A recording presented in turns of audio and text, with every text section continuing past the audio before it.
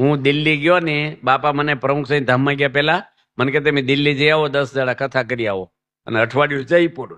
બાપાને ધામમાં જવાની 2 વર્ષની વાર હતી. હું ગયો અને સારંગપુર આવ્યો ને, બાપા બેઠા હતા, નાસ્તા જેવું કરતા હતા, એમ બેઠા. સ્વામી કે જે આવ્યા? મેં કીધું હા.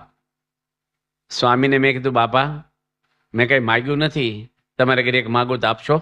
સ્વામી કે આપીશ. મેં ફરી નહીં જવાનું, શિક્ષાપત્રીમાં લખ્યું છે વચન ભંગ નહીં થવાનું. સત્પુરુષ કે વચન આપો. બાપા કે વચન આપો, હું નહીં ફરું, હું જોઈશ. મેં તમે જે પ્લેનમાં જાઓ એમાં મને ધામમાં લઈ જજો. લઈ જશો? બાપા કે લઈ જઈશ. તમારા ભાઈબંધ સર્વમંગળ સ્વામી એને લઈ લઈશું. એ તો હાજરી નહોતા, પૂછવું ન જોઈ આવું છે કે નહીં. બાપા કે બેયને લઈ લઈશું. અને બાપા ગયા લઈ તો ગયા નહીં, તો વિશ્વાસ કોનો કરવો? બાપા જતા રહ્યા, અમને લઈ ન ગયા. અમને હોરવતું નથી, અમે જવું જ છું. તે મહંત સ્વામીને હું 2018માં લંડન જતો હતો, જૂનની 13 તારીખને 4:15 વાગે સાંજે, અને રૂમમાં મળ્યો એકલો, બધાને બહાર મોકલીને. મેં કીધું પ્રમુખ સ્વામી મને કીધું ધામમાં લઈ જઈશ, અને મને લઈ ન ગયા. હજુ હું બોલું ને તે પેલા કે ગયા હોય તો લઈ જાય ને, તમારે સામે એ તો બેઠા થાય. કોણ બેઠું છે? મને હાલે ને, એના એ જ ગુરુ છે. એ કે આજ પ્રમુખ સ્વામી જ બેઠા તમારે સામે.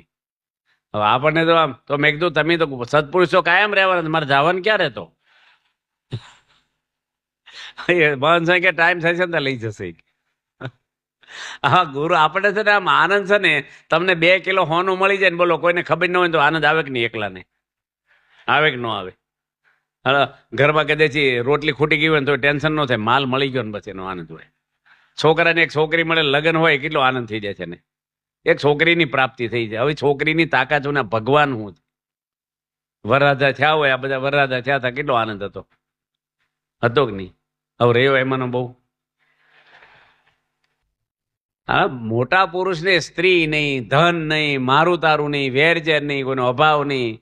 ભાગવતમાં લખ્યું છે કાંતા કનેક સૂત્રેણ વિશિષ્ટમ સકલમ જગત તાશુ તેશુ વિરક્તશુ દીભુજ પરમેશ્વર.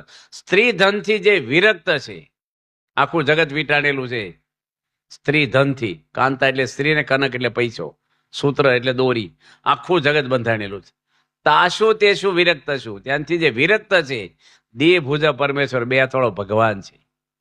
આ ભાગવતમાં લખ્યું છે. પ્રમુખ સ્વામીના જિંદગીમાં કોઈ બેન દીકરીનું મોઢું જોયું નથી.